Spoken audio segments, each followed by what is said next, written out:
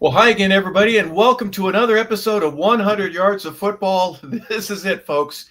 The Super Bowl edition, pro football's finest. The Super Bowl is going to be played here this Sunday in New Orleans, and we are joined today with Logan Landers, our producer and engineer, and Vincent Turner. Has anyone talked more about getting New Orleans and getting to the Superdome and being able to play at Caesars than you have? You've talked about it all year. We're finally at the point where we can discuss where Kansas City and Philadelphia, each fantastic teams representing their conferences, get a chance to play for the Lombardi Trophy. And you have said people have been getting, there's a lot of tickets that have been sold for this game because of you, and a lot of folks that have made trips from all kinds of different teams all over the country, because at one point or another, we thought that Detroit, we thought that Buffalo, we thought that even Washington had a chance to get there. And here we are, we finally have Philadelphia, and we've got Kansas City. Vincent, first and foremost, let's start with you. Your thoughts going here in just a couple of days before the big game.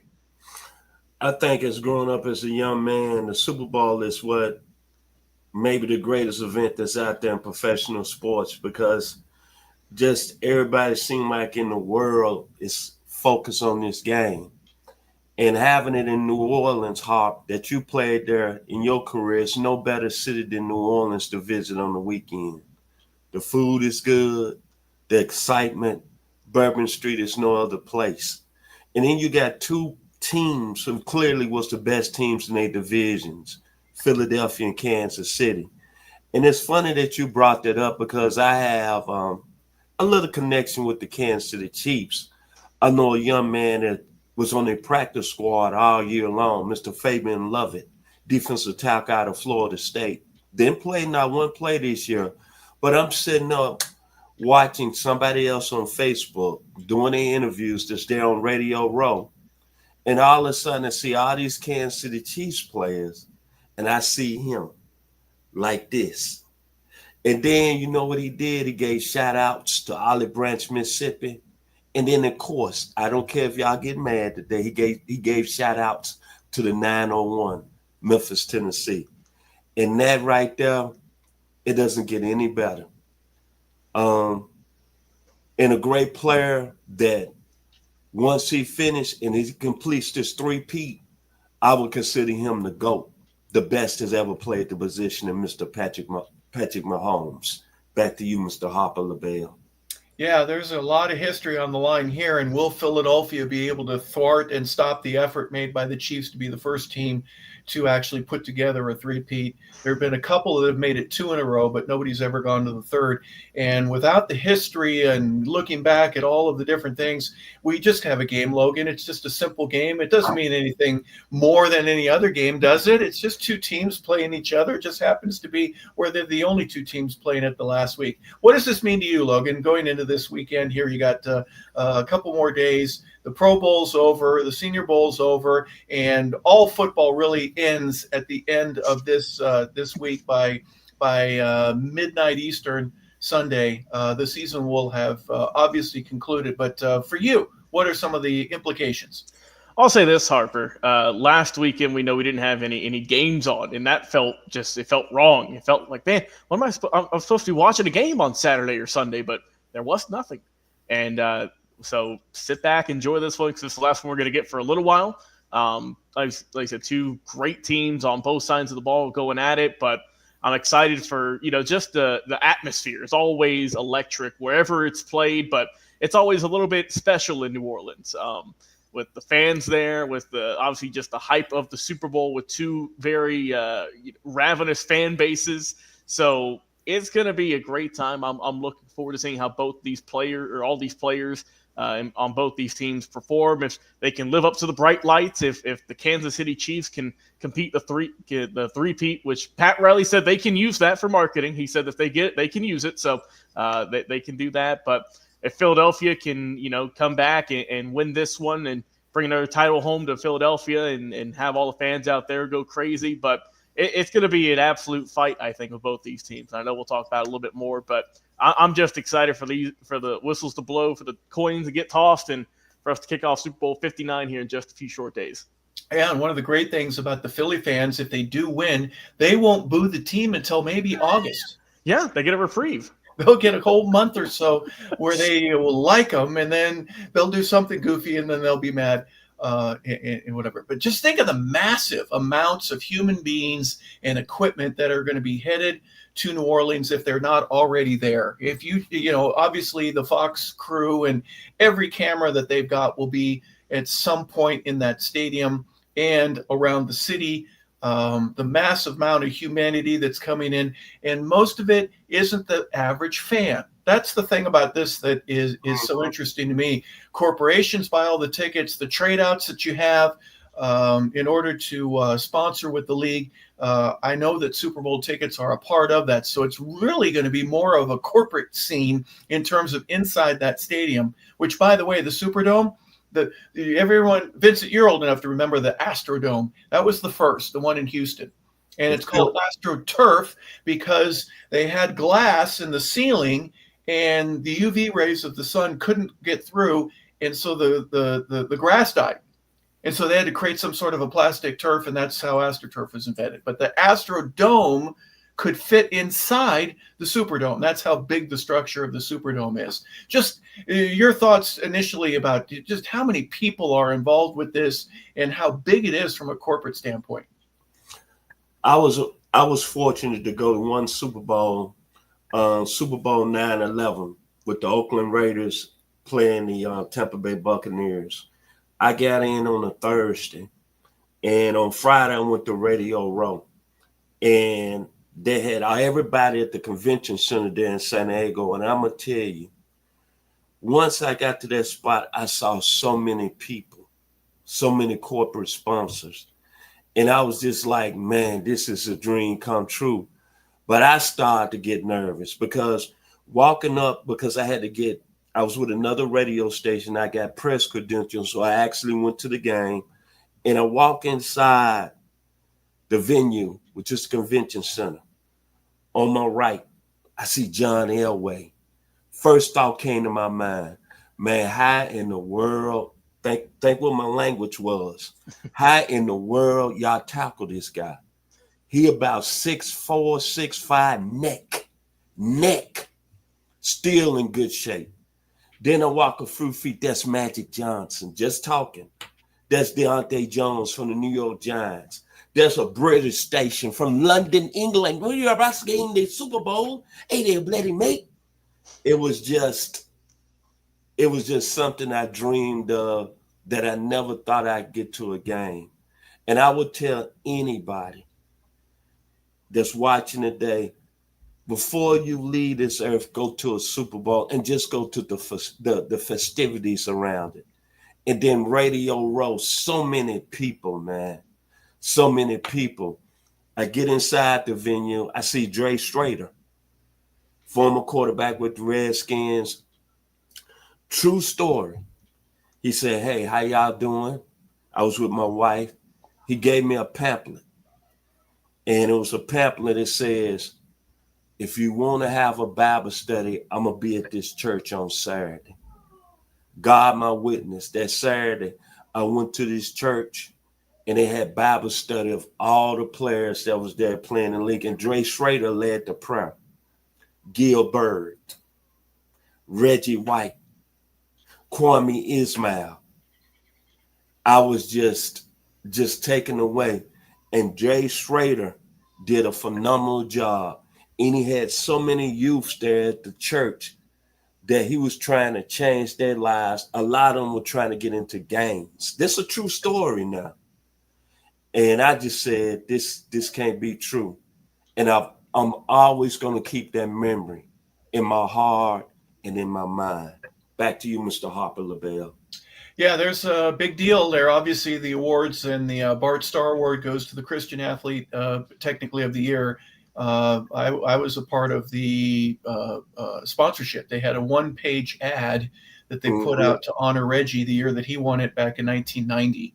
And they needed a couple bucks to put the ad together in the Super Bowl program. And I've got a copy of it in my weight room. But so many different things. And think about the amount of cable and connectivity and the Wi-Fi and all the signal that needs to be produced out of this city now. for everybody to have equal access in terms of, hey, it's got to work, guys. We're going to do a live feed, and we're going to have people from all over the globe. I remember Morten Andersen telling me years ago when he worked for the Danish sports crew that was in the Superdome, the tallest, furthest away booth for where Morten was went to the Danish radio crew to call the game, and Morten was the color analyst for the game, and he said, "Man, I could barely see. We had no TV there at that time. It was everywhere else, but just lots of folks." And any Super Bowl stories for you, Logan? Anything in particular? No, nothing like that. I have not been to a Super Bowl yet, but like Vince has said, that's the goal one day. Got to save up some serious coin now to get there. That's for sure. But I think it also, Harper, I'm glad you mentioned it, but I mean, this is a time not to reflect just on obviously all the great football we see, but also all the behind the scenes work you don't see, right? The people laying out all those thousands of cables, the equipment managers, the people working at the vendors and selling programs and stuff like that. This is a lot to them too. This is, a big day, very busy, very hectic as well. So, hopefully everything goes smooth as can be for that. A lot of nerves in the building, I'm sure, for all that to go smoothly. But no, I mean, just hopefully one day I can get to go to Super Bowl, whichever one that may be, wherever city that may be, and I can have some great stories to tell, like Vincent just did. Yeah, well, you got the radio connection, so soon enough you'll be able to apply for a credential, and if you get one, the Radio Row situation. I was the last Super Bowl here in Atlanta. Was working for a radio station, went down, and I saw Morten actually, and I said, "Hey, would you like to be a guest on the show?" And he was walking by. He was supposed to be with somebody else, and that's the thing about it, is that you got your watch, and you got to be somewhere. But everybody wants a piece of your time. Every radio station, television station, podcasts. If you just walk by, and the Celebrity Row it's just amazing to see all these people who've had such an amazing history. They come in on Monday, Tuesday, Wednesday. They leave usually by Saturday night. They don't go to the game. Many of them do not. That is obviously for the players playing. And another thing that I'd like to mention, and I forgot about this in our pre-show meeting, is the Hall of Fame induction. The finalization will take place on Saturday. Everyone will know by pretty much sunset who gets in. They're all invited to be there, and they all have to. The 15 finalists, for example, will be in a hotel nearby, but that knock on the door to see whether or not you made it, because that night you are in the Players' Honors ceremony, and the following day, at one point, probably at the end of the first quarter, they'll come back from a commercial break, and they will be on the goal line in their suits, and the jackets, I would imagine, would be made available because they're automatically in. So all that cool stuff that the league does in terms of making this game a additional shining star, not only because of the game, but everything else that's surrounding it. Yeah, and I that's also a good point too. I just kind of, with all the the glitz and glamour of the Super Bowl, we forget about the Hall of Fame ceremony and induction. And every year you see, you see a bunch of players who have been away from the game for a couple of years, and you just see that smile that can light up a room, right? And tears flowing, and for whoever gets in this year, it's going to be a great talk about. I'm sure we'll talk about it next week once it unveils. But it's always fun to see just that brief moment. They show the public about, hey, so and so, welcome to the Hall of Fame. Yep, there'll be 15, and what little I know about it is the reporters that have votes will gather. They'll be in New Orleans. It'll be sometime fairly early in the mornings when they'll start, and they argue. They debate each other over each one of the finalists. They narrow it down. Everyone will give each of the 15 finalists will have somebody make a presentation for them. Like, for example, I know Len Pasquarelli helped make the pro stance for Claude Humphrey when he was finally inducted. And Len gave a 5 or 10 minute speech about all the reasons why he felt that Claude should be in. And then the other guys would critique that. Well, yeah, he only had 105 sacks, but everybody else had 108. So, they split and nickel and dime over everything. But does he get to be pushed forward? Does he have enough yeses to continue? And if you don't, then you have to sit out for another year. Morton Anderson had to sit out 5 years before he finally was inducted. He was eligible and he was passed over 4 other times. And so that's a neat little, patience lesson that I didn't know about. Adam Vinatieri will be a kicker that he'll be the 3rd kicker if he's inducted this year in league history. Jan Stenerud, Morton, of course, but maybe he gets overlooked this year and another year. I think he's a surefire Hall of Famer. I just don't know when he's going to get inducted, if it's this year or it's 4 or 5 years from now. So very interesting process there. And folks, I'm sorry I got a little off there. That is a part of the Super Bowl weekend, however, and an important one for a lot of players. So anyways, I just want to go over that. Let's talk a little bit about the game, shall we? It is the Super Bowl. Let's talk about the organizations. We'll begin with Philadelphia first, Vincent. Not their first time. And it'll be the second appearance for them the last 3 years. They won it 8 years ago. So Philadelphia's coming in here with not as much experience as Kansas City, but certainly the organization itself has made some amazing decisions over the last couple of years. No more important one than bringing Saquon Barkley in. What a difference he's made for the organization and how good they are, and they deserve to be here representing the NFC. Fly, Eagle, fly. I think when you look at it, and I'm going to give much love to Howie Roseman. They've had some real good drafts over the last 4 or 5 years to build that football team. And a lot of them have been from the state of Georgia and the University of Georgia Bulldogs. They call it Eagle Dog now. But you got to look at the Philadelphia Eagles. They've always, if you look throughout their history, they've always been a team that seemed like they've drafted well. Back when you played, Harper, they've always had them hard, grand players. Jerome Brown, Reggie White, Seth Joyner, Terry Hogue. So this is an organization that's not had too many losing seasons in their past. And over the last year, the season didn't end well. But look what they did. They brought in that one major piece that really took them over the top, and that was Saquon Barkley. That took a lot of pressure off Jalen Hurts, and it seemed like it really ignited that football team, because now the Eagles are coming into the Super Bowl with maybe one of the most potent running games I've seen any team coming into the Super Bowl. But the Eagles organization, hey, love them, much respect for them, and I think when it's all said and done, I think they're going to be pretty good for the next 6-7 years. Back to you, Hawk. Yeah, very interesting how they've piece by piece this together over time. This isn't a quick fix, and it's not a free agent driven, although the free agency, of course, they can say with great confidence, can't they, Logan? We probably did it better than anybody ever has by getting Saquon. Yeah, without a doubt. I mean, it's one of the biggest steals in history, it feels like, that they were able to get him away from New York and bring him over and just elevate a team who last year, remember, we were all kind of scratching our heads and wondering, man, what happened with this team? They looked good, and then they just kind of, fell apart towards the end. But, they saw that in the offseason. They made some good moves, like you said, Saquon obviously being the biggest part. And they've just kind of turned into a different monster altogether.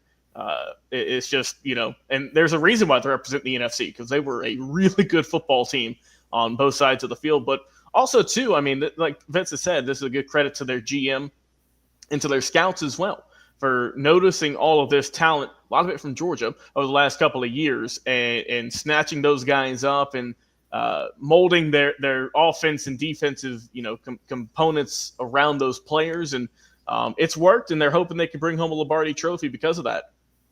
Yeah, I think their decision-making from Jeff Lowry down has proven itself to be patient, fairly wise, and obviously as correct as it possibly could be. You mentioned last year's debacle. They lost, 6 games in a row just before the playoffs. They kind of backed their way into it. They go to Tampa. Tampa surprises everybody last year with, they were peaking at just the right time. They end up eliminating the Eagles. I really think there were some, people looking around in that locker room. Who do we have here? All right, let's never let that happen again. And they did everything they could this year to thwart that. 14-3 is pretty stout. Let's go a little bit to the other side, just briefly. Kansas City, the Hunt family, and everything that they've done over the past few years.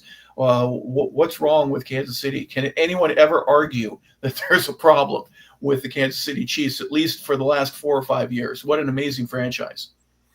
I'm gonna say this, man. The Hunt family did the best thing when they hired Andy Reid from Philadelphia. How ironic is that? Mm-hmm. Philly runs him out. And I think about Andy Reid, I think about he's from Los Angeles, California. Same place you run from, Hawk. The water is good in LA. But my greatest memory about Andy Reid, when he was about 12 or 13 years old on Monday Night Football back in the 70s, he was in the punt pass competition. Then he went on to BYU and was teammates with Jim McMahon. Then he went over to Green Bay, got on Mike Holmgren's staff. Then he went to Philly, and he built Philly. Remember, Philly wasn't winning. And had some great runs there that never got to the Super Bowl except that one time they lost to New England. Then he comes over to Kansas City. He takes that young man, I believe, in the 2017 NFL draft, guns up. We all know him, Patrick Mahomes out of Texas Tech. Remember, they had Alex Smith, and they was winning. Yep. They was winning. Then all of a sudden, his play calling, he put the young man from guns up, and all of a sudden, look what the Kansas City Chiefs have really, really developed and made. And if I'm looking at the Chiefs organization, I'm happy for Andy Reid. And remember when he was in Philly, he had some serious stuff going on with his sons. That's a hard thing to get over. And then he goes to Kansas City. I got a lot of respect for Andy Reid because what he done, he brought out the ghosts of the 70s. Hank Stram, Lenny Dawson, Otis Taylor. How can you not love the Kansas City Chiefs? So everybody get off and saying they keep getting calls. That's a football team, baby, that's going to do something that's never done in National Football League history. And I'm glad I'm here. They're going to maybe have a three-peat. Back to you, Mr. LaBelle. Yeah, you mentioned Andy Reid and Logan. The guy's been there 12 years already. I didn't think it was that long. I had to shake my head to go, wait, has it really been that long? Mm-hmm. But the quarterback whisperer, whatever you want to call him, he is so down to earth and unemotional when you look at him. How do you get a guy to play as hard as the Chiefs play for him? I mean, they played hard in Philadelphia, but for whatever reason, it just didn't work there with the same type of results, even though he was successful. He's got 254 wins. I don't think he'll get a chance to break. He's already talking about, I'm going to hang it up here pretty soon. But what a successful story, especially over the last decade. Yeah, and also what a lot to just overcome. Like you said, in Philly, it was always, he'd come up too short, or, he's a good coach, but he just can't get the big one.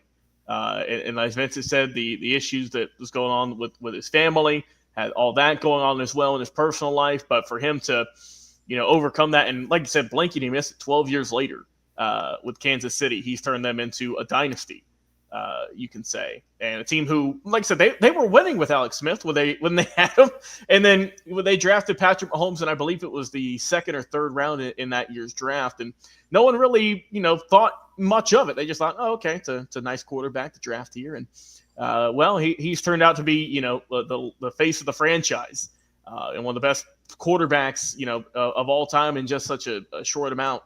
But I'm happy for Coach Reid that he was able to kind of shed all that old skin and head over to KC and eat a lot of cheeseburgers, have a lot of fun, win a lot of championships. And if he can win this third one, honestly, it wouldn't surprise me, Harper, if they win this one here, because you said that he's been mulling retirement, stepping away. I think if they do win this Super Bowl, that he might call a little bit early. It wouldn't surprise me. Hey, why not go out on top? But that all remains to be seen, though. Well, in the press conference yesterday was media day, and he did say that he was asked. And by the way, it's not a press conference. It's just a goofy conversation with a bunch of folks that are going to ask on purpose some of the stupidest questions you've ever heard. But one to Andy was, hey, if you win, you're going to ride off in the sunset. He goes, no, I'd like to do this at least one more year. So the quote from that is at least one more for Andy. Okay. I think there's more than one. It just depends. Obviously, family first, and Vincent, you mentioned some of those situations. But an amazing run. I'm going to throw this at you. This has nothing to do with the Super Bowl, but I know personally that the Bill Walsh-Joe Montana relationship wasn't always great. Joe thought, hey, I could have done this anywhere. And Bill goes, no, you could have only done this here. Right? My system works. I could have taken a squirrel and we would have won games. Belichick and let's say Brady, for example, in their relationship, even though Belichick didn't call the plays. I'm just talking about coach-quarterback relationship. Chuck Noll and Terry Bradshaw. Is there something where you mentioned Alex Smith having a very good season when he was there? I get it. Mahomes comes in and turns it into something that's magical. Could Alex Smith have also done the same thing? Or if Mahomes had come to Atlanta or New Orleans or Seattle, would he have had the same success? It's all a hypothetical question. But Vincent, first and foremost, just to talk about that relationship and whether or not this is something that's uniquely special because these two connected at this specific time, or could somebody else have come in, either a different coach or a different player? I think the biggest key, and you brought some good points, there was rumors that Montana didn't get along with Walsh. We all know at the end of Tom Brady and Belichick, seemingly they didn't like each other. But at the end of the day, and then Chuck Noll and Terry Bradshaw, after Terry Bradshaw finished his career in Pittsburgh, he left. He never went back. So, of course, there's a lot of pressure when you got the head coach and the star quarterback because the ultimate goal is to win the Super Bowl. And sometimes the quarterback is going to get to a part, I'm running the team, but the head coach might say, hey, it's still my team. And the quarterback is going to get all the publicity when he wins. And he's going to get all the luggage that comes with him losing. But one thing I look at Patrick Mahomes that people don't really understand, this is a kid that grew up with his father was a pretty good pitcher in the major leagues. Patrick Mahomes Sr. had some good seasons with the Minnesota Twins. Been around that type of atmosphere. So there's a maturity level. Then he goes to Texas Tech. They didn't really win there, but he still put up numbers. Then you go into Kansas City. So he's mature enough to know he can wait his chance. Andy Reid has done that, did that. But look at Andy Reid's relationship with quarterbacks. Donovan McNabb, they had a good one. Then he brought Mike Vick back. That right there tells me a lot. So when you got Andy Reid going with Patrick Mahomes and two guys that really understand it's more than on the field, and we really got to get together off the field, we got to be together, then you're going to see magic. Like Scott K say, Sooner magic. And Sooner magic right now, you right now on the level do something ain't never been done in Super Bowl history, 3 in a row. That's special. And when we talking about 3 in a row, the Oakland Athletics are 72. You understand the Lakers, the Celtics. It's very serious how serious this game is on Sunday. This is history, my gentlemen. The Chiefs win this Super Bowl, I might not never see this again. And I'm so proud that I'm able to see this and do this show with two of you outstanding gentlemen today.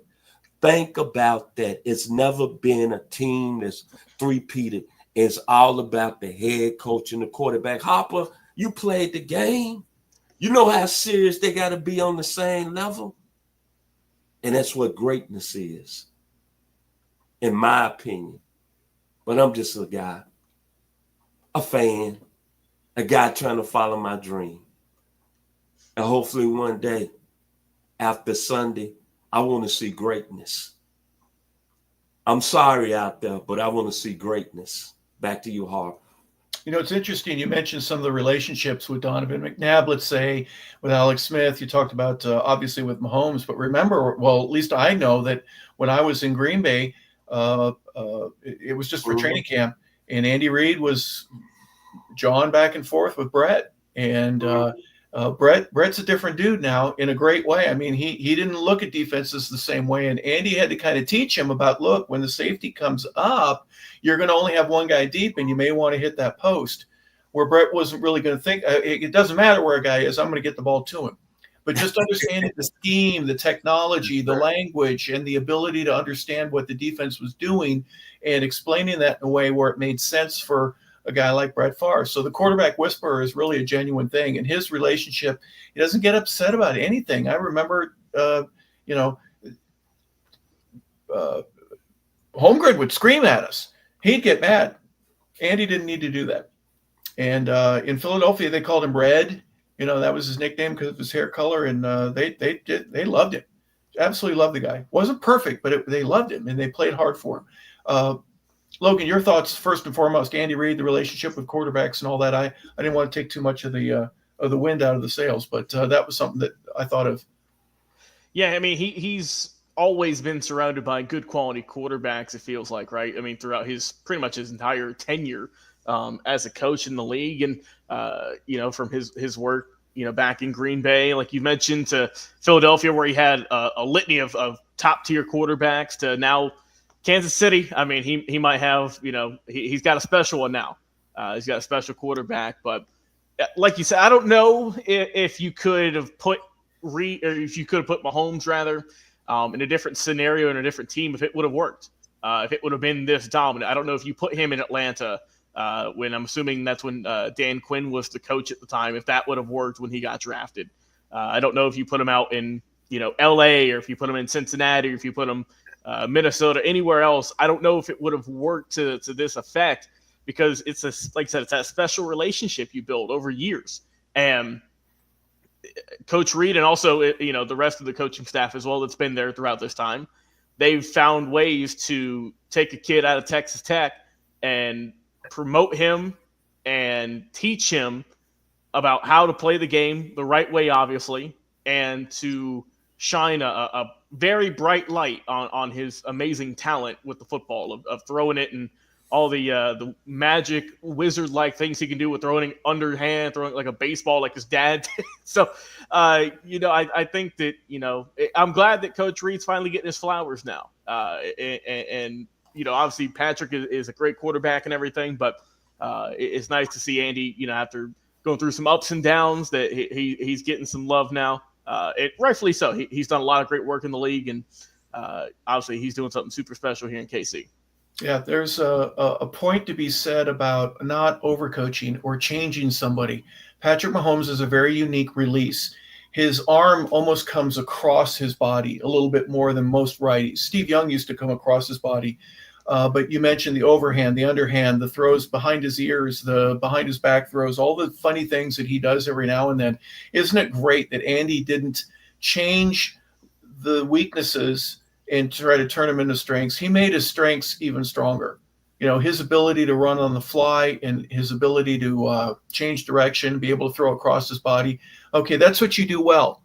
So let's put you in a situation where you do that well as much as physically possible. We're going to call some plays and design some with you to help make that happen. That to me is the magic of coaching, is where you're able to enhance somebody's strength. He'll work on his weaknesses. Everybody has theirs, but he was able to say, I'm not going to reinvent this quarterback. I'm going to let Patrick Mahomes be the best that he can be. You mentioned the assistant coaches. Let's break this down just a little bit, guys, if you don't mind.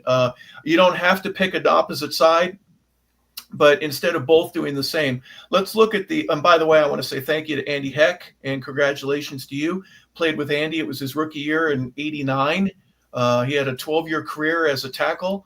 Started all 5 years in Seattle, started all 5 years in Chicago when he was there, finished his career with Washington. 12 years in the league, and he's been in the league for 33 because he's been coaching. He's the offensive line coach there for Kansas City. Get a chance to get another ring. Good for you, Andy.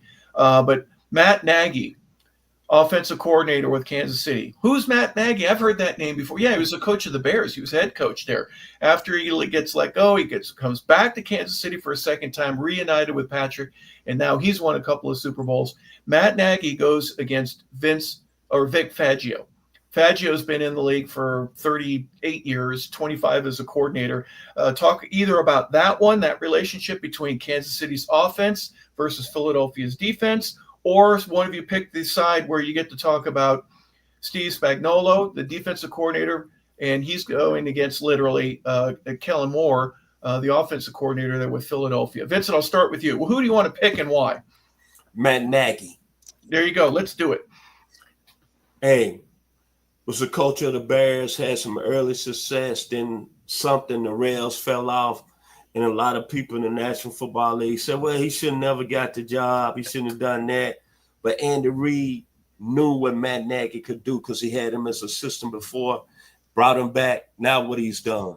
The Chiefs are going for a three-peat. Matt Nagy is going to have opportunity to get 3 rings. Well, 4. I don't know if he was with them then with their first ring.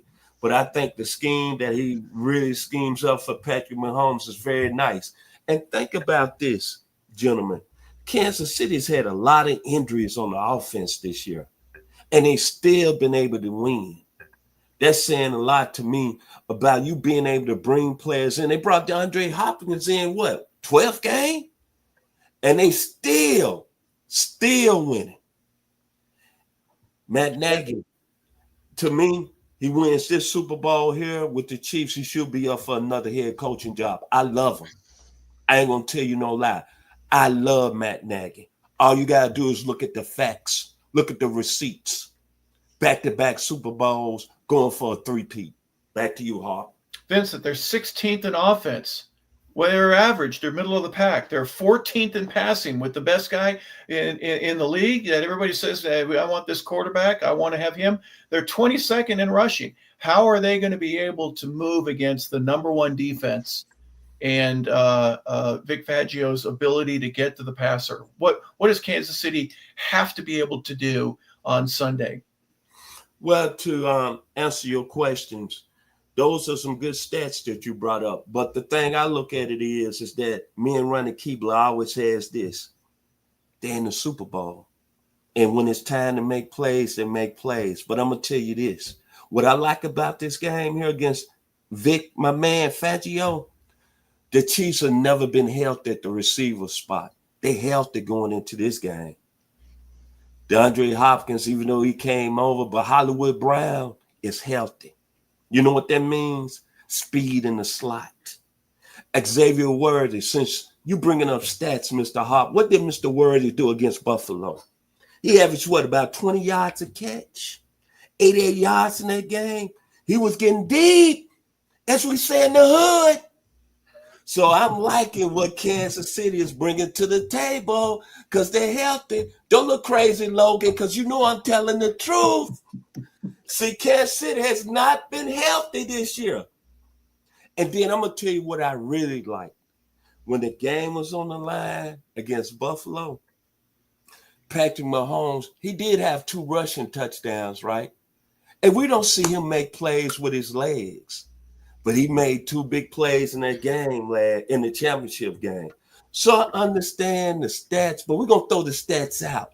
It's the game of the year, in my opinion.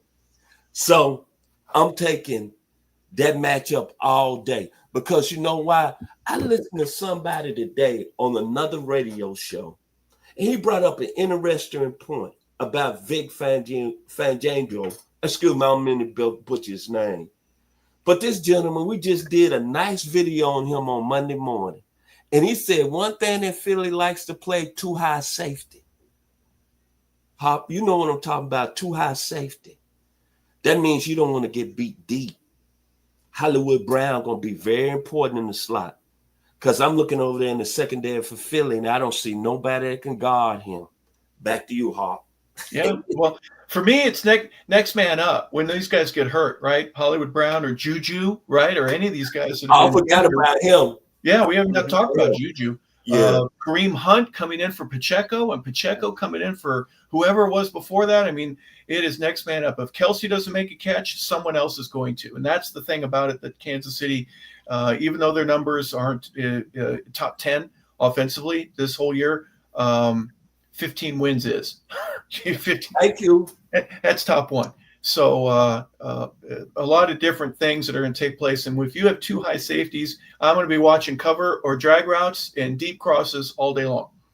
That's what I'm going to see. If you're going to play a zone, I'm going to have some sit downs. That's where Kelsey's going to catch the 8-yarder. He's going to get hit at 10 yards, and then he's going to fall forward, and he's going to gain 14. One thing about Mahomes, and I wanted to look this up to make sure I had the numbers correct.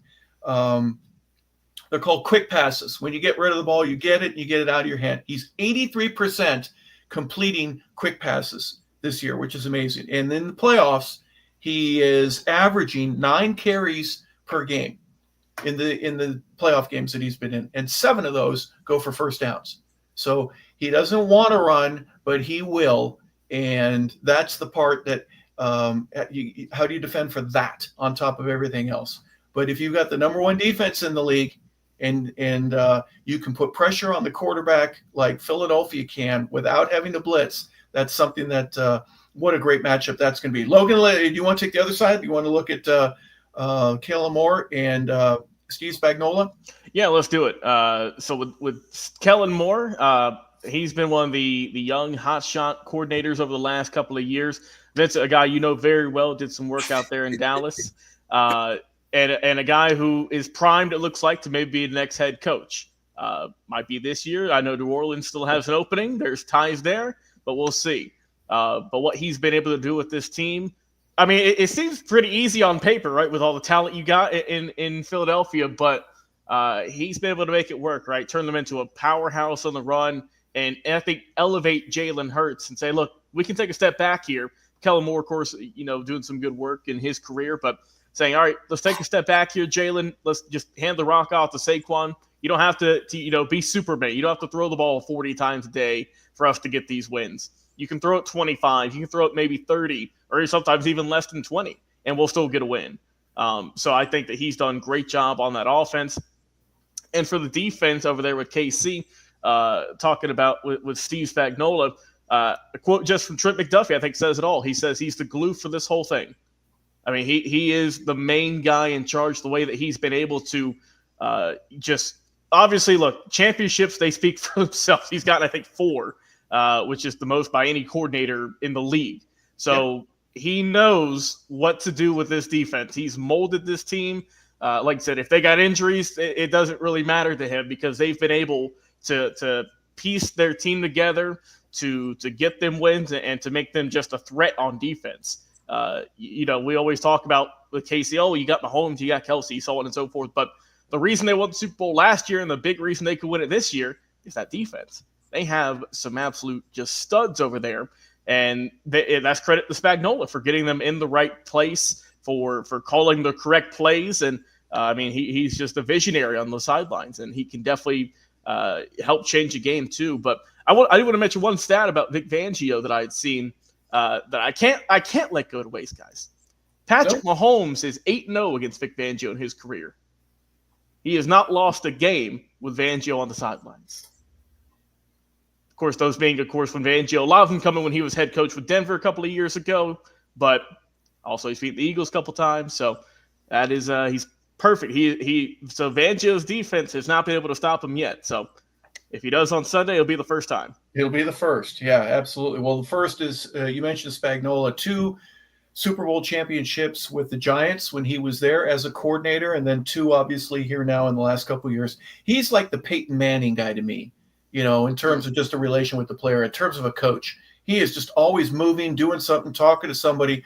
Peyton would come off the sideline, and he'd go talk to Tom Moore. What do you need? What do you want to do? Then he'd go talk to the running back. Then he'd go back to Tom. Then he'd go to the offensive line. He'd go to the receivers. And then he'd go talk to Tom again. And next thing you know, it's third and whatever. He grabs the ball. He throws 2 passes. He takes his hat off, puts his helmet back on, and goes back out on the field and does the same thing throughout the whole game. Spagnuolo reminds me of that very same type of guy, just constantly moving back and forth and putting everything together for him. So that interesting scenario between the span that he has to defend against. The best rushers in the league were the Philadelphia Eagles, period. And the worst passing, they ranked 32nd at passing. Now, Jalen Hurts had the concussion. He was kind of hurt. We didn't know if he was 100% going to the championship game with his knee and all that. He played real well, and giving him that extra week off, I think that's going to bode very well. I don't think they're going to be like they're the 32nd passing team in the league. Offensively, A.J. Brown came out of it. He had a touchdown. He had 6 receptions. Devonta had, 4 receptions in each of the playoff games. He hits the tight ends. Play action, he's as good as anybody. So there'll be a lot of things that need to worry about. But the Eagles' offense is so spread out in terms of the differentiation between their ability to run and their ability to pass. Real quick, I want to get a slide that I put up here. Guys, I want you to, both of you, let's talk about the Maliata, Dickerson, Juergens, Becton, Johnson offensive line. Gigantic human beings, great athletic Pro Bowlers. However, Dickerson and Cam Juergens are both dinged up, and we're not sure whether or not they're even going to play, let alone start. What difference is it going to make in this game if the offensive line from Philadelphia is not at 100%? I mean, I think if they're not at 100%, that's going to hurt. Saquon can, we know he can create space with his legs. He's a good power. He's a great mix of both power and elusiveness. Saquon is, which is what I love about watching him play. But like we've said for years, it's won and lost in the trenches. And if you got some guys down, if they're beat up, if they're not playing to their 100% healthiness, if they're missing tackles or missing assignments, or they're not holding for as long as they could be, and that could be, just those couple of small minor tweaks or adjustments could be the difference between holding a trophy or not at the end of the day. Regardless of how good Saquon is, if you don't have somewhere for him to run, for the most part, it is tough for them to compete. And like you said, Jalen Hurts has had some issues with injuries this season. So obviously you want your O-line as healthy as can be to block for him as long as possible so he can chuck it downfield. But definitely interesting. And, guys are always going to be banged up, sore with some bruises coming into the game, but some more kind of significant ones like that where, I know they could play, but best believe they're getting their 8 hours of sleep. They're working like crazy to do anything they can to get on the field on Sunday night. So I think we'll tell early on if they are out there how healthy they are, and I think we'll be able to tell that pretty early on from this Kansas City team is going to be fired up. Well, with all the crews that are out there and the cameras, we'll know 2 hours before game time. What guy, who's working on their knee, getting a little extra work in. Nick Gates, Trevor Keegan will fill in at center and guard respectively if Juergens and Dickerson are out. Vincent, I put it this way. I think the defensive line for Kansas City is very good. On average, man for man down the line, they are very good. But I think this game will be won with their linebackers. I think Bolton, Tranquill, and Chenal are the 3 guys that are going to have to stop Saquon. They're going to have to get off the tight end. They're going to have to get off the running back, the wide receiver, and they're going to have to maintain their outside responsibilities and move everything back into the middle where they are. And even Justin Reed and Brian Cook as safeties are going to be critically important in slowing this down, because if you do slow it down, and by the way, Kansas City's defense against opponents' rushers, they only give up 3.8 yards per play. That's second best in the league. And Saquon was averaging 7.9 yards per carry on first down. So he's just absolutely off the charts. The running game is going to be critical. Vincent, first and foremost, your thoughts, Kansas City's linebackers and the importance that this game is going to have in staying in keeping the game close will depend on, obviously, them every games. The young man is Italian, Spagnuolo. I'm going to say this. He won 2 Super Bowls against allegedly being a D coordinator against the GOAT. I'm sure he's pretty smart. In our respect to the Philadelphia Eagles offensive line, they're the best in the league, no question about it. But to me personally, he's going to have something for the running game. And you totally correct, Hawk. The linebackers are going to play a big role. And you know what? I will put my money on the young man from Missouri, Mr. Nick Bolton. I will put my money on the young man from Notre Dame, Drew Tranquill.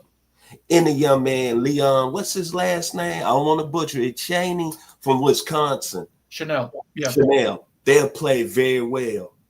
Funny thing I saw yesterday, looking around, and I saw this special on this high school out of Houston, Mississippi.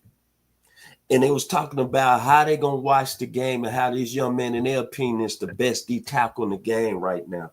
Granted, I heard on somebody else show they were talking about Jalen Carter and Jordan Davis.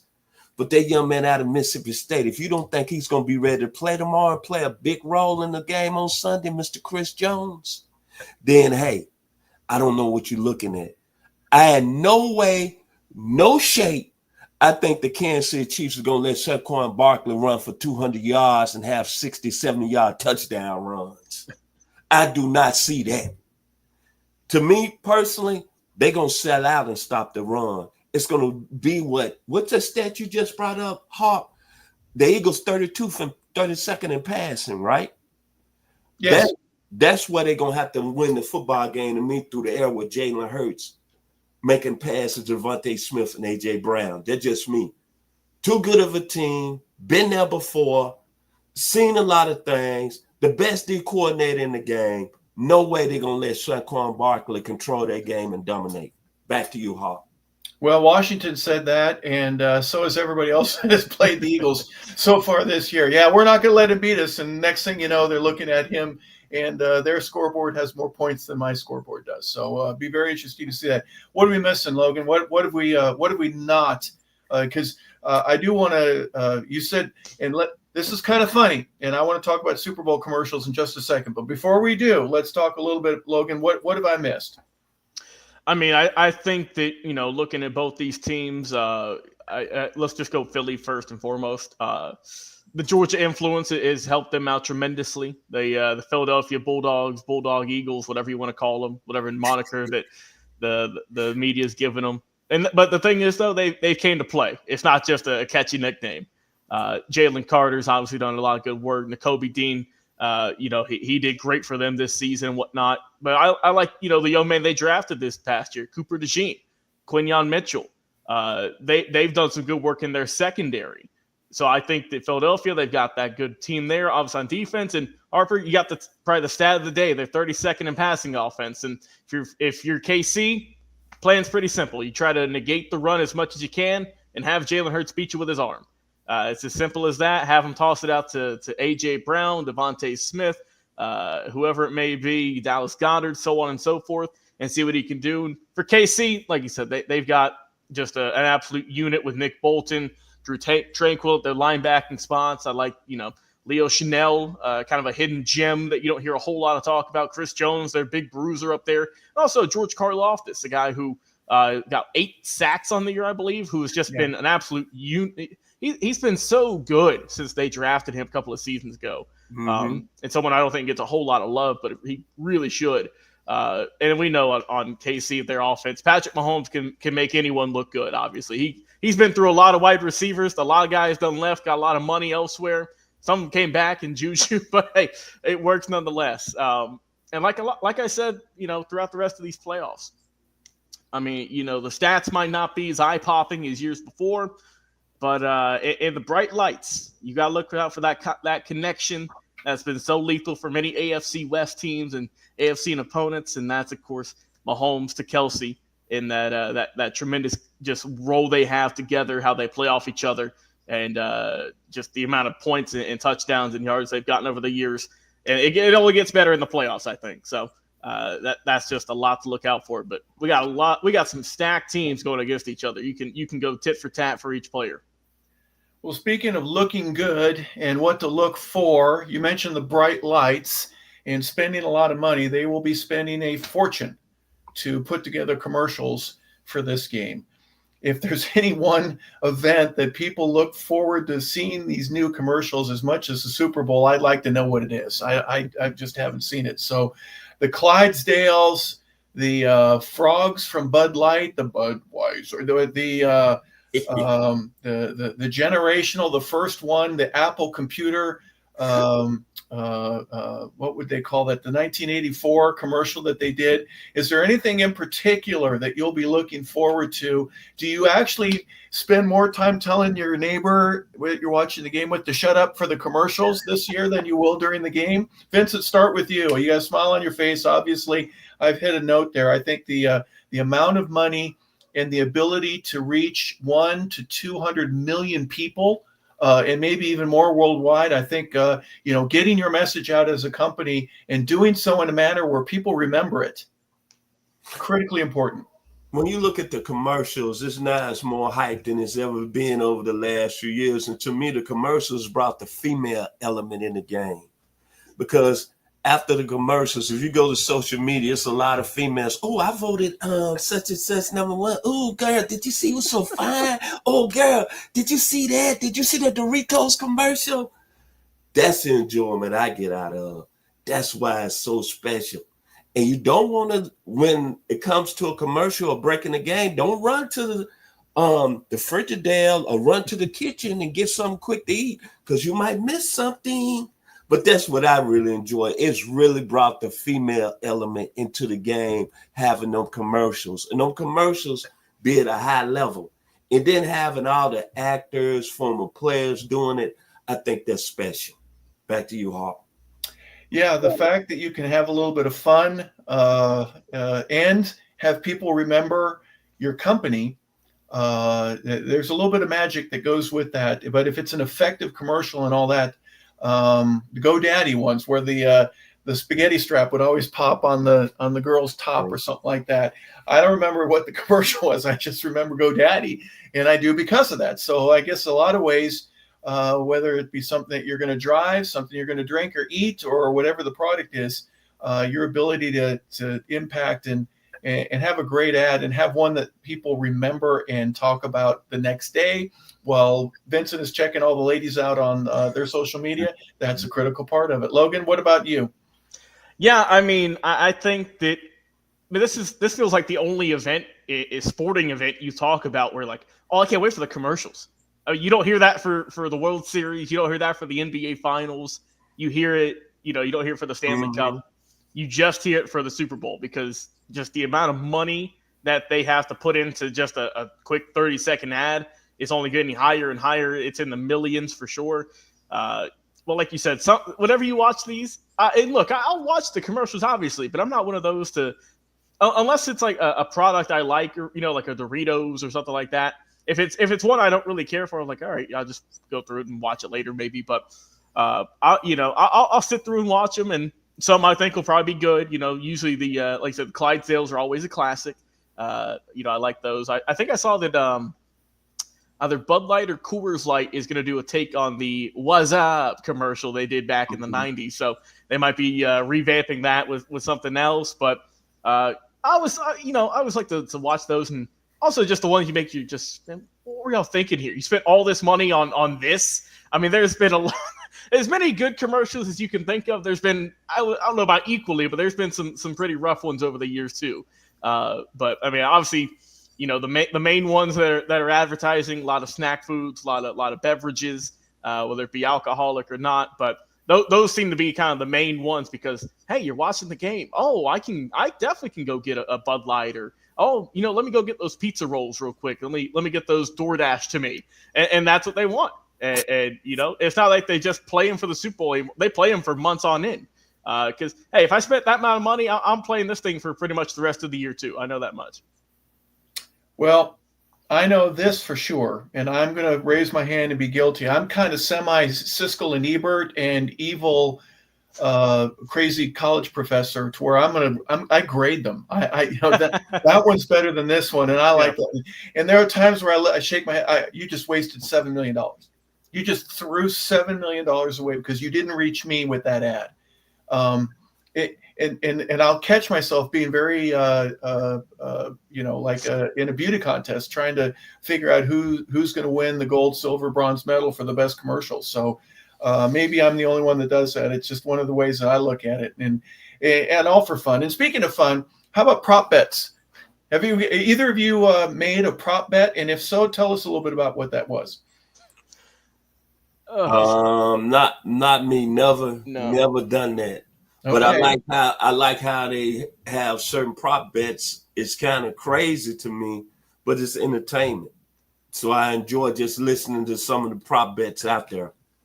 Well, if I gave you $10 to put a prop bet down on this game, I know there are ones regarding the coin flip, the national anthem's length, whether or not it goes over or under 120 seconds. There'll be prop bets this year for how many times we're going to be having to look at Taylor Swift and or Jason Kelsey or some of the others. Which color Gatorade will be spilled on the head coach at the end of the game? Is there any in particular that you said, you know what, I think I could do it? Because the reason I bring that up is the guy that won the bet a few years ago, and we talked about this a little bit beforehand, the Super Bowl between the Broncos and the Seattle Seahawks in New York.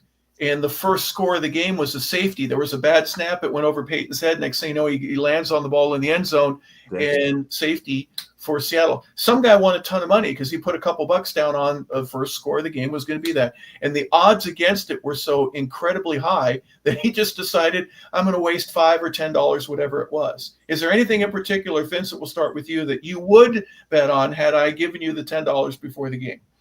How many times Taylor Swift is going to be shown throughout the game?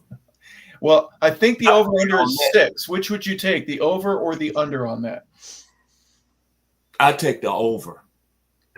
Because if Kansas City is winning, get ready. Yep. If they winning, Miss Swift and Donna Kelsey, they're going to be up in that box with that camera. And then if they win, oh my God! Can you imagine post game? But does that count if it's not during the game? That's the thing. Post game may be a completely different odd. I don't know how they're going to figure that out. That's a good point. So Harper, can I split my $10 in this one? Can I go 5 for Taylor Swift, and can I go 5 for the coin toss? You could even go 2 on 5 different events. Yes, absolutely. So you want the coin toss? I'll go coin toss. I mean, heads or tails? I'll go tails never fails. Give me tails. Okay. I got a 50-50 shot at winning. Yeah, there you go. And the Taylor Swift one, you're going to do that as well? Yeah. I'll do Taylor Swift. I think it'll be over. I think she'll probably be the first celebrity shown, and then everyone else will kind of trickle in. But best believe if you get Travis Kelsey catches a 35-yard pass for a touchdown, I know who the first person is going to be shown in that stands. Yeah. So I'll go with the over on that one. Anything that he does will almost – but then again, the network knows this, and they may on purpose not do that. That's the part that makes these so interesting is that, someone's got to know what color – what'd you say, Logan? Did you know what color the purple was it purple? Yeah, purple is the lead right now. I don't have the odds again on my screen, but purple is what Vegas is thinking it's going to be, which really? Come on. But Harper, you brought up a good point. Equipment managers are the ones who get those, right? They're the ones who prep the Gatorade beforehand. The training staff, yeah, absolutely, right. Yeah. So they better not be on their phones. I know that much. That better not have that on their phones. I don't want purple. I want the yellow. Just old school. Yeah, let's go old school. I want the lemon lime. Well, the national anthem was one, and then halftime show. Not sure if this is going to be the greatest halftime ever, but who will be a guest appearing on the halftime show? I've always struggled with. Well, let me ask you this: who's the best halftime show, bar none? Vincent. In my opinion, Prince. In the rain. Yes, sir. Purple Rain in the rain. In Miami. That's just me. Do you remember the first Super Bowl and who the halftime performers were? No, sir. A couple marching bands. It's just a really, yeah. The first Super Bowl in Los Angeles, LA Memorial Coliseum. It was not a sellout.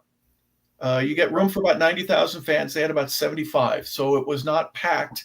And Steve Sable spent $3,000 to get the rights to call that game, and eventually developed NFL films through that.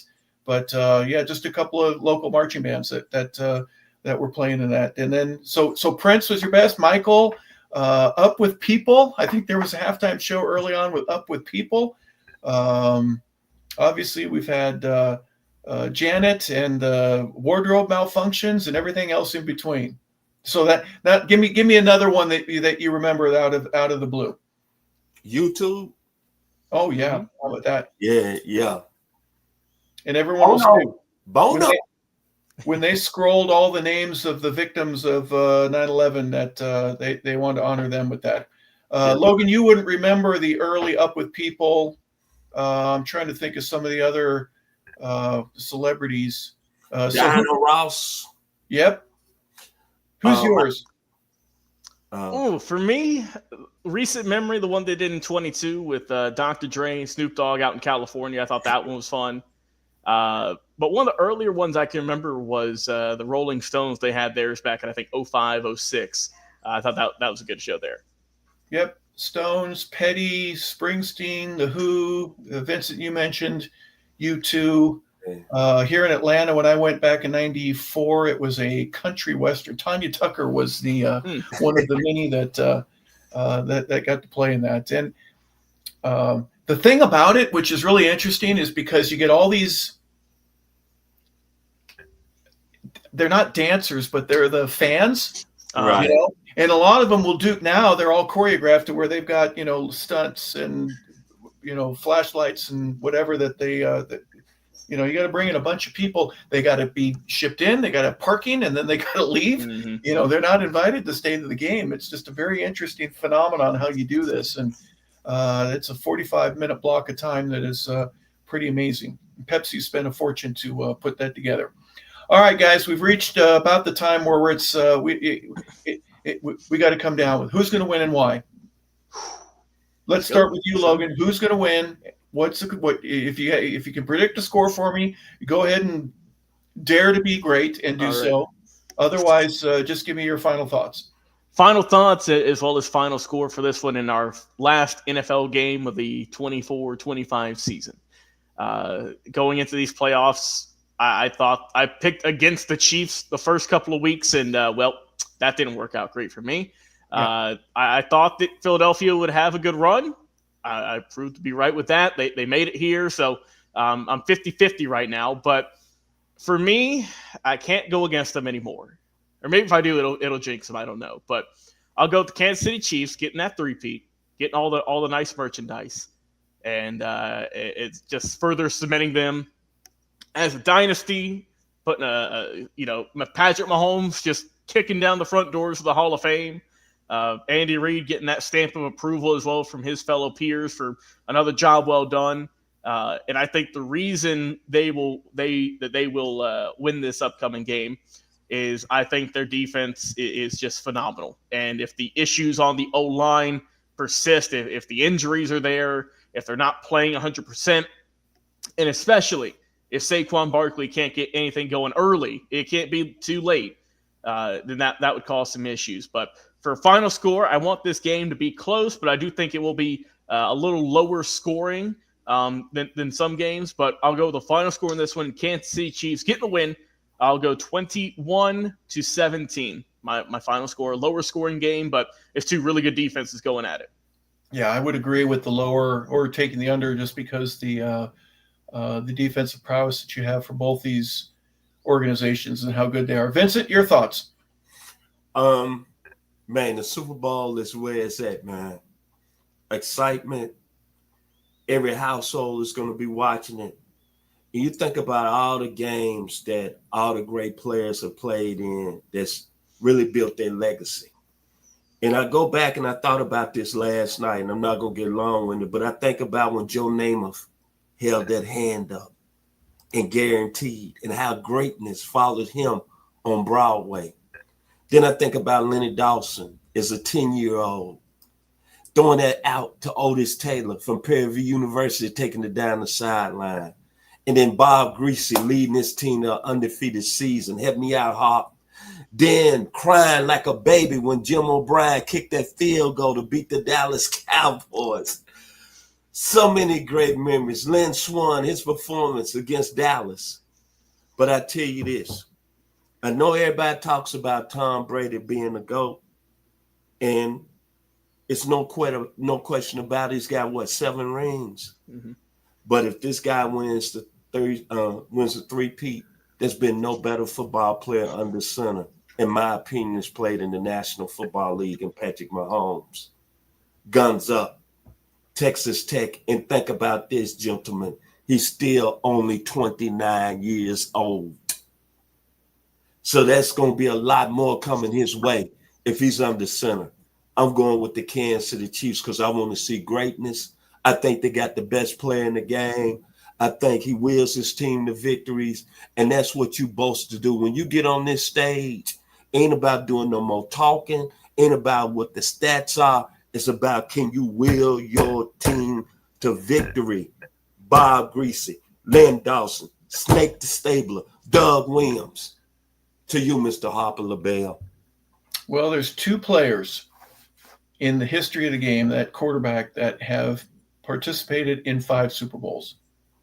And you got Brady and you've got John Elway. I'm thinking, didn't we just do something with Roger Staubach? And I thought he's played in 5. He was in 5 too. So the stat was wrong that I was given, because I just made a correction. And you just mentioned Mahomes, this is his 5th, and he's only 29 years old. It's unbelievable. Think about that. If he plays as many years as Brady does, if he plays into his 40s, and I don't think he's going to have to, he's going to make so much money that it's just going to be amazing for him. He'll be another owner along with Brady. But all right, the 2 of you have Kansas City. Here's why Philadelphia is going to win. All year long, Saquon Barkley has been breaking records and doing things better than anybody else. In the last game of the year, for the betterment of the team, he sits rather than breaks Eric Dickerson's record. I think there's a camaraderie and a teamwork that they have in Philadelphia that is tighter than what anybody else could manufacture. It has to be genuine, and it has to be real. I think that does. Their offensive line are monsters, and if they can play like they have been, just play like they have been, I think they will dominate up front, and that's what makes them different. You cannot stop them on 4th down. You just can't, and nobody has been able to. It's interesting how Kansas City, however, did stop Buffalo, but Buffalo ran the same play each of their 4 possessions on 4th down. I think their secondary in Philadelphia is good enough to be able to slow down these receivers. I think their linebackers are good enough to keep Kelsey from being a factor in the ballgame. They're the number 1 defense in the league for a reason. So it's going to be difficult to score on them regardless. And then you throw in an offense that what I saw them in the playoffs and at the end of the year, 5-yard drives for a touchdown, 7-minute drives for a touchdown, 80 yards, 90 yards, 8.5 minutes off the clock. Their ability to control the ball offensively is something that has been consistent. Yes, they don't pass the ball very well, but when you got the number 1 rushing team in the league, you don't have to. So just for fun, I got my Philadelphia sweat top here. This is genuine. I got my number right there back when I was an Eagle. So 80. But, however, this shirt right here, folks, I got this in 1985 when I was drafted by the Kansas City Chiefs. So it'll be fun for me to watch because I understand both organizations. But just to go opposite of you guys, we'll make it 2-1. I'm going to say the Eagles squeak it out. It will not be easy, and Patrick Mahomes, as you mentioned, both of you, is not a guy that I would like to have holding the football if I'm on the other team at the end of the game. If there's 2 minutes, and even if I'm ahead by 5, I'm in trouble. So final thoughts, Logan, we'll begin with you. Final thoughts on the Super Bowl, the week, the prop bets, the halftime show, everything that's a part of it comes together here at 6:30 on Fox on Sunday the 9th. It's one of the greatest spectacles in American entertainment, really just world entertainment, honestly, because you get people from all over the globe coming to this event to watch 2 of the greatest teams going at it, the AFC versus the NFC, for the 59th Super Bowl also in New Orleans. Crowd is going to be electric. Bourbon Street's going to be buzzing.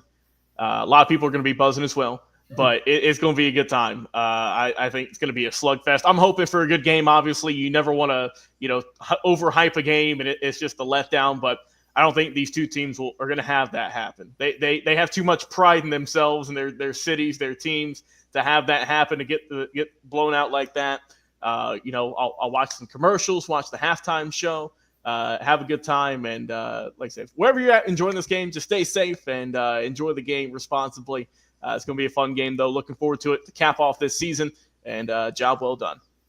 Vincent, the path to get to New Orleans over the last 5 months since August has been a very difficult one to tread, but now we've got the two best teams in the league. Give us your opinions.